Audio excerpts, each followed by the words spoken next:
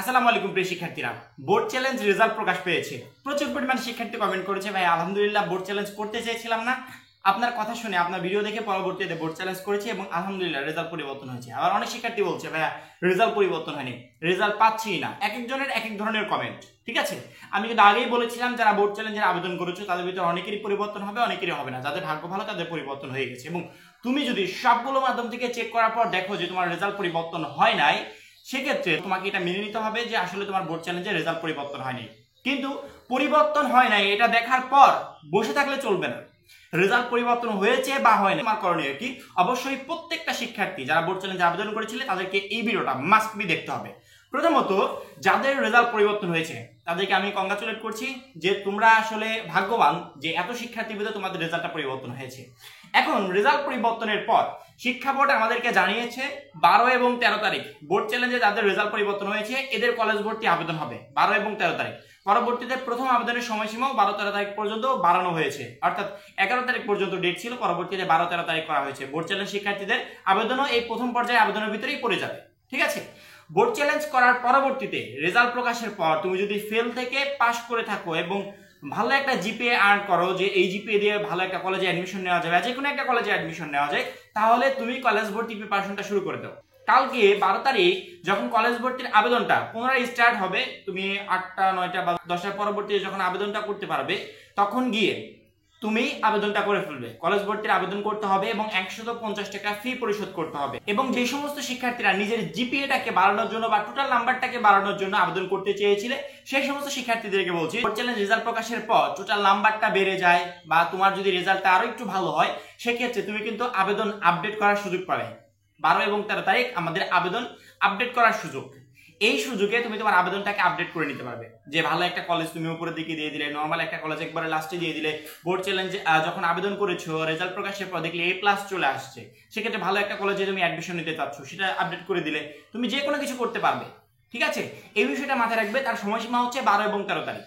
Board চ্যালেঞ্জে যাদের result পরিবর্তন হয়েছে ফেল থেকে পাস আসলে কালকে তোমরা আবেদন করে ফেলবে। আবেদনের সময়সীমা 12-13 তারিখ। এবং যাদের জিপিএটা বেড়ে গেছে তাদেরও পরিবর্তনের সুযোগ আছে, সেটা হচ্ছে 12 এবং 13 তারিখ। এই দুইটা দিন তোমরা এই কাজগুলো করতে পারবে। এবার আসি যাদের রেজাল্ট পরিবর্তন হয় নাই। প্রথমত, মনে করো রেজাল্ট খুঁজে পাচ্ছ না। আমি কিন্তু আগেই বলেছি আমাদের যে কয়টা মাধ্যম আছে রেজাল্ট চেক করার, প্রত্যেকটা মাধ্যম থেকে আগে রেজাল্ট চেক করবে, তার পরবর্তীতে শিওর হবে যে তোমার রেজাল্ট পরিবর্তন হয়েছে বা হয়নি। বোর্ডেরও ভুল হতে পারে অনেক ক্ষেত্রে। সেক্ষেত্রে প্রত্যেকটা মাধ্যম থেকে চেক করার পর যদি দেখো যে আসলে তোমার রেজাল্ট পরিবর্তন হয় নাই, এখন চিন্তায় আসবে যে রেজাল্ট পরিবর্তন না হলে এখন আমার করণীয় কি।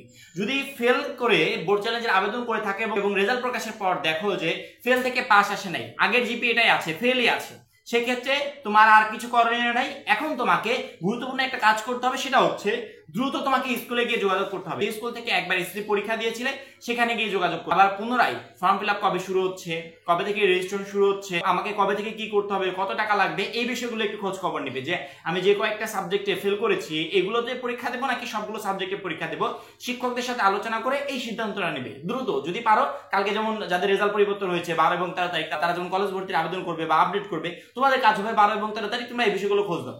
যে পুনরায় আবার এসএসসি পরীক্ষার জন্য ফর্ম ফিল আপ রেজিস্ট্রেশন কবে থেকে শুরু হচ্ছে, এই বিষয়গুলো তোমার স্কুলে গিয়ে, যে স্কুল থেকে পরীক্ষা দিয়েছিলে সেই স্কুলে গিয়ে খোঁজ খবর নেবে, ঠিক আছে। এবং যারা জিপিএটাকে পরিবর্তনের জন্য আবেদন করেছিলে কিন্তু রেজাল্ট চেঞ্জ হয় নাই, আগের জিপিএটাই আছে, তোমাদের করণীয় হচ্ছে তোমরা যদি চাও 12 এবং 13 তারিখে তোমাদের যে কলেজ অ্যাডমিশনের যে লিস্টটা সাজিয়েছো এই লিস্টটাকে আপডেট করতে পারো। যদি তোমাদের মন চাই তাহলে তুমি আপডেট করতে পারবে, নয়তোবা তোমার আগের চয়েসটাই থেকে যাবে। এখন তুমি হয়তো ভাবছো যে আমি আসলে ভেবেছিলাম আমার জিপিএটা বাড়বে, সেক্ষেত্রে আমি ভালো ভালো কলেজ আমি চয়েস দিয়ে ফেলেছি, এখন আমি ভালো কলেজগুলো একটু নিচের দিকে এনে আমি নর্মাল কলেজগুলো একটু উপরের দিকে দিতে চাই, সেক্ষেত্রে তুমি দিতে পারো। অর্থাৎ কলেজ ভর্তি আবেদনের পর তুমি বোর্ড চ্যালেঞ্জে আবেদন করেছিলে জিপিএটাকে বাড়ানোর জন্য, জিপিএটা যেহেতু বাড়ে নাই সেক্ষেত্রে তোমার অতিরিক্ত পরিবর্তনের কিছু নাই। শুধুমাত্র তুমি একটা কাজই করতে পারবে, সেটা হচ্ছে কলেজ ভর্তি চয়েস লিস্টটা একটু আপডেট করতে পারবে, উঠানামা করতে পারবে, ঠিক আছে। এই টোটাল কাজগুলো যাদের রেজাল্ট পরিবর্তন হয়েছে, যাদের হয় নাই, যারা ফেল থেকে পাস করেছে বা পাস করতে পারে নাই, আগের রেজাল্টই আছে, এরা আসলে কি করবে A to Z প্রত্যেকটা শিক্ষার্থীর জন্য গাইডলাইন দিয়ে দিলাম যে এখন তোমার পরবর্তী করণীয় কি। এই বিষয়গুলো অবশ্যই জানা খুবই জরুরি। আমরা আসলে সঠিক গাইডলাইনের অভাবে অনেকে অনেক ধরনের ভুল করে ফেলি। আমি কিন্তু বোর্ড চ্যালেঞ্জ আবেদনের সময় প্রত্যেকটা শিক্ষার্থীকে গাইডলাইন দিয়েছিলাম যে কেন তোমার আসলে আবেদন করা উচিত। মাস্ট বি প্রত্যেকটা শিক্ষার্থী যেন আবেদন করে। অনেক শিক্ষার্থী আবেদন করেনি।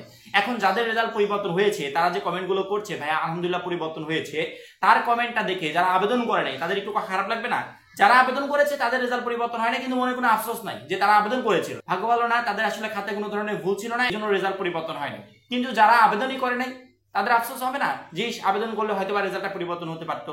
তো যাই হোক, যেটা চলে গেছে ওই বিষয়ে আর কথা বলা দরকার নেই। এখন আমাদের সামনে কলেজ ভর্তির জন্য 2টা দিন আছে। যাদের রেজাল্ট পরিবর্তন হয়েছে বা হয় নাই তাদের পরবর্তী করণীয় কি বলে দিলাম, সেই অনুযায়ী কাজ করো। তো এখন এই পর্যন্তই। চ্যালেঞ্জ এবং কলেজ ভর্তি বিষয়ক পরবর্তী যে কোনো আপডেট সবার আগে পেতে অবশ্যই আমাদের চ্যানেলটা সাবস্ক্রাইব করে পাশে বেল আইকনটাতে ক্লিক করে রাখবে। সবাই ভালো থাকবে, সুস্থ থাকবে, খোদা হাফেজ।